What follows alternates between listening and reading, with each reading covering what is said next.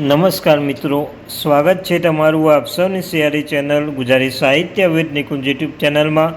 હું નિકુંજ પરમાર આપ સૌનું તે દિલથી આજના વિડીયોમાં સ્વાગત કરું છું. મિત્રો, આજના વિડીયોમાં આપણે વાત કરવાના છીએ પેન્શનરો અને નિવૃત્તિ કર્મચારીઓને આજથી સિનિયર સિટીઝન કાર્ડમાં મળશે આ વિશેષ લાભ. સરકારે લીધો ઐતિહાસિક નિર્ણય. જો તમે પેન્શન ધારક છો, નિવૃત્તિ કર્મચારી છો, તો તમારા માટે આજનો વિડીયો ઉપયોગી બનશે. મિત્રો, તો ચાલો જાણીએ વધારે સમય ન બગાડતા આજના વિડીયોમાં. મિત્રો, સિનિયર સિટીઝન કાર્ડના લાભો. ભારત સરકાર વરિષ્ઠ નાગરિકોની આર્થિક અને સામાજિક સુરક્ષાને ધ્યાનમાં રાખીને સિનિયર સિટીઝન કાર્ડ યોજનાની જાહેરાત કરી છે. આ યોજનાનો ઉદ્દેશ્ય 60 વર્ષ કે તેથી વધુ ઉંમરના નાગરિકો વિશેષ ઓળખ અને સુવિધા પૂરી પાડવાનો છે. સરકારનું કહેવું છે કે આ કાર્ડ દ્વારા વૃદ્ધોને પેન્શન, આરોગ્ય સેવામાં મુસાફરી, ડિસ્કાઉન્ટ અને કાનૂની સહાય જેવી ઘણી મોટી સુવિધા ઉપલબ્ધ કરવામાં આવશે. તો મિત્રો, આના વિશે એક અગત્યની માહિતી મળી છે, તો તેના વિશે વિસ્તૃતમાં ચર્ચા કરીશું. ચર્ચા કરતા પહેલાં ચેનલમાં નવા છો, ચેનલ સબસ્ક્રાઈબ કરી લો, વિડીયોને લાઇક કરી લો. તમને ચેનલ પર સરકારી કર્મચારી, નિવૃત્ત કર્મચારી, પેન્શન ધારક બાબતે હરેક અપડેટ મળતી રહેશે, તો આપણી આ ચેનલને સબસ્ક્રાઈબ કરી લેજો. મિત્રો, વરિષ્ઠ નાગરિકોનું ઓળખ કાર્ડની સુવિધા. આ યોજના હેઠળ બધા પાત્ર નાગરિકોને વરિષ્ઠ નાગરિક ઓળખ કાર્ડ આપવામાં આવશે. આ ઓળખ કાર્ડ ફક્ત સરકારી યોજનાઓનો લાભ મેળવવા મદદ કરશે નહીં, પરંતુ હોસ્પિટલ અને પરિવારના સેવાઓમાં પણ પ્રાથમિકતા આપશે. આનાથી વરિષ્ઠ નાગરિકો માટે ત્યારબાદ મિત્રો તમને કહ્યું તેમ, પરંતુ હોસ્પિટલ અને પરિવારના સેવાઓ પર પ્રાથમિકતા આપશે. આનાથી વરિષ્ઠ નાગરિકોની વહીવટી પ્રક્રિયામાં સન્માન અને સુવિધા બંને મળશે. ઘણા રાજ્યોમાં આ માટે ઓનલાઈન અરજી કરવાની સુવિધા પણ શરૂ કરી દીધી છે.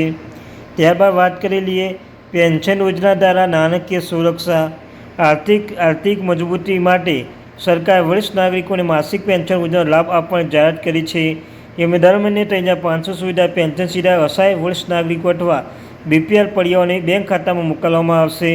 આ પગલું વૃદ્ધોને નાણાકીય રાહત આપવામાં અને તેમના જીવનના સન્માનજનક બનાવવામાં મદદરૂપ થશે. મિત્રો, ત્યારબાદ વાત કરી લઈએ આરોગ્ય સંભાળ અને સેવાઓમાંનો ખાસ લાભો. સિનિયર સિટીઝન કાર્ડ ધારકોની આરોગ્ય ક્ષેત્રમાં પણ મોટી સુવિધા મળશે. આયુષ્ય ભારત યોજના હેઠળ મફત આરોગ્ય તપાસ, મોબાઈલ મેડિકલ યુનિટ ઘરે ઘર તપાસ અને ટેલિમેડિસિન દ્વારા ડૉક્ટર સાથે પરામર્શ આપવામાં આવશે. આ ઉપરાંત સરકારી હોસ્પિટલમાં મફત અથવા સબસિડીવાળી સારવાર અને આવશ્યક દવાઓની હોમ ડિલિવરી પણ શક્ય બનશે. મિત્રો, ત્યારબાદ વાત કરી લઈએ રાહત દરે મુસાફરી સુવિધા.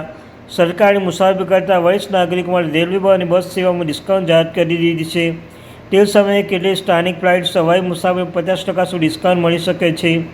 ધાર્મિક અને તીર્થસ્થળ મુસાફરી માટે ખાસ સબસિડી યોજનાઓ પણ ચલાવવામાં આવશે. તેનો હેતુ વૃદ્ધોને મુસાફરી સુવિધા નાણાકીય રાહત આપવાનો છે. મિત્રો, બેન્કિંગ અને કાનૂની સહાય. વૃદ્ધો માટે વ્યવહાર સરળ બનાવવા માટે ખાસ હેલ્પ ડેસ્ક અને પ્રાયોગિક કર્તાઓની વ્યવસ્થા કરવામાં આવશે. આ સાથે સરકાર મફત કાનૂની સલાહ કેન્દ્રો પણ ખોલશે, જેથી વરિષ્ઠ નાગરિકો તેમની સમસ્યાઓનો ઉકેલ સરળતાથી શોધી શકશે. મિત્રો, ત્યારબાદ વાત કરી લઈએ અરજી પ્રક્રિયા.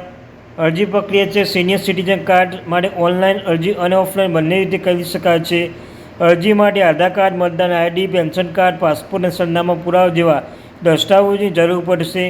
ચકાસણી પૂર્ણ થયા પછી આ કાર્ડ વરિષ્ઠ નાગરિકોને આપવામાં આવશે. મિત્રો, અંતમાં આપણે વાત કરી લઈએ સરકારનો હેતુ.